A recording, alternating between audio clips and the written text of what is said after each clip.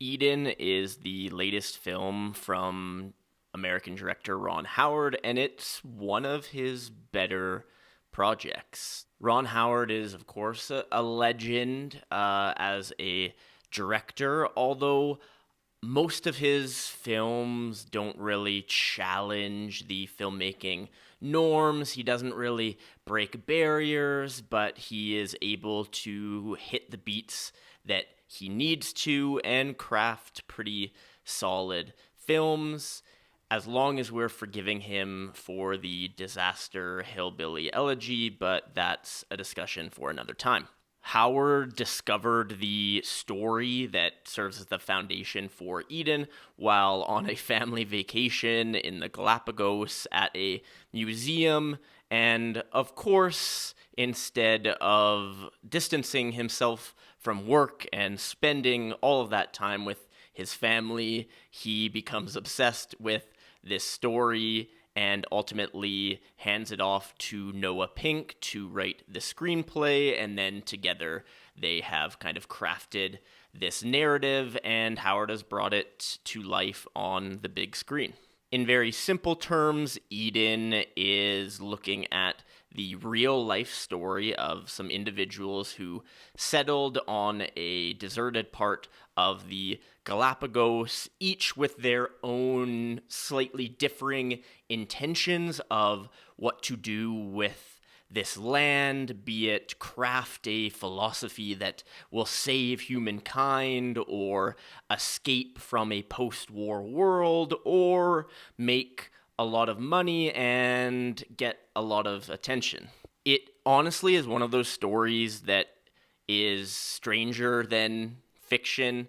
The things that the characters do, what ultimately goes down on this island, is pretty remarkable.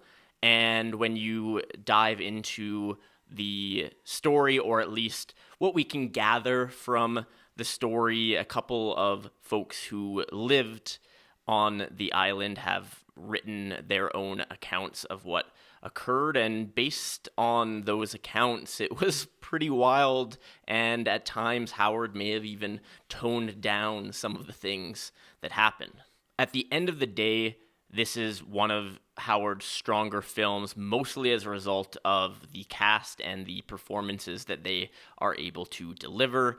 It is truly star-studded, featuring folks like Jude Law, Vanessa Kirby, Ana de Armas, Sydney Sweeney, and the list continues after that, believe it or not.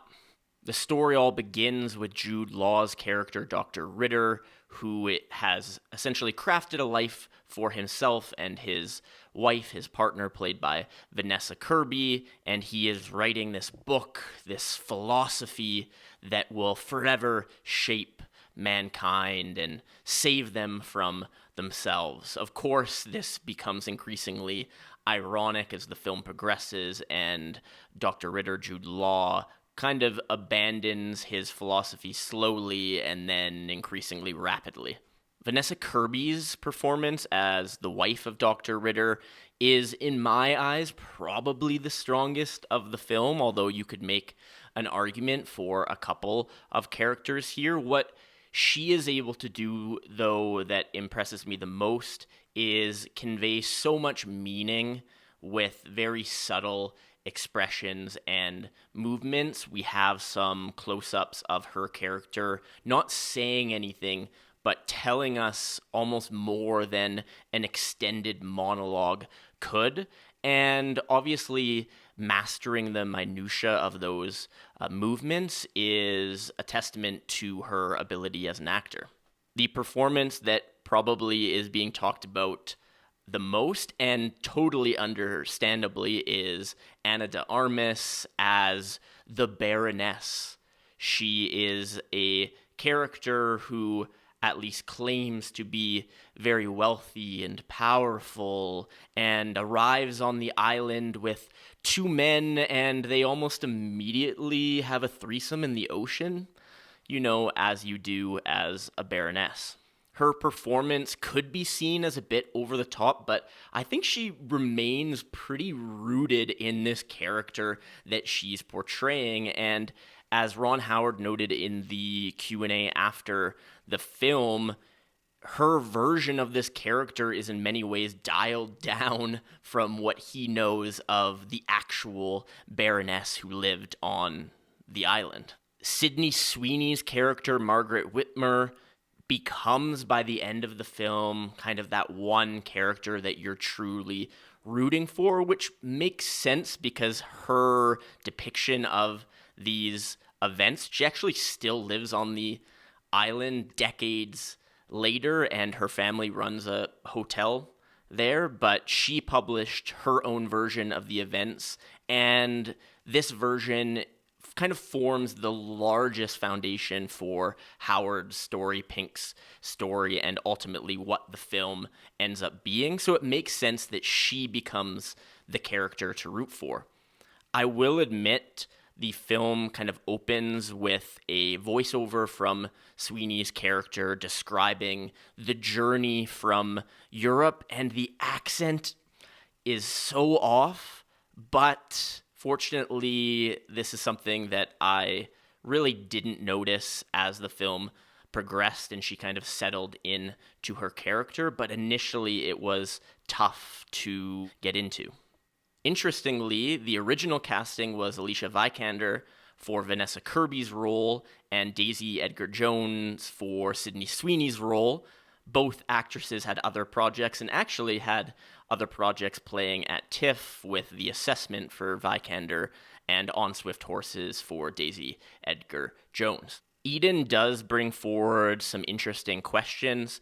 It's not a profound film by any means. It's not really diving deep into this sort of thematic existential exploration, but it still brings forward some interesting questions to the forefront. Things like human nature. What is our true natural state as humans? Are we inherently predisposed to be selfish, to be cruel? Is it almost inevitable that individuals will be corrupted, particularly when confronted with the possibilities of power? And what I do really like about Eden is how slowly and subtly at first, but then becoming more and more explicit, is this attempt to highlight how individuals who might seem on the surface to be very different in their goals and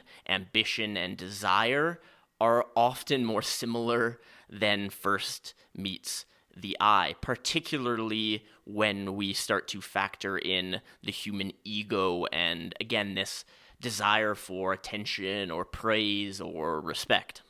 There is some gorgeous footage here of the landscape. This was largely an outdoor shoot. It was filmed primarily in Australia, but the footage of the animals and some of the detail shots of the island were shot in the Galapagos, which is pretty cool and pretty beautiful, of course.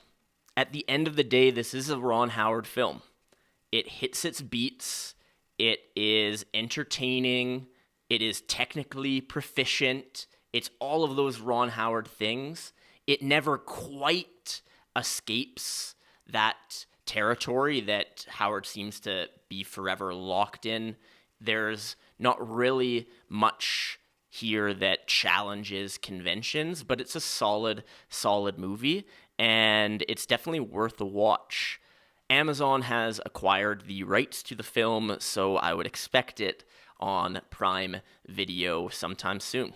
If you like this review, like the video and subscribe if you haven't, and comment and do all those things because they are helpful to me.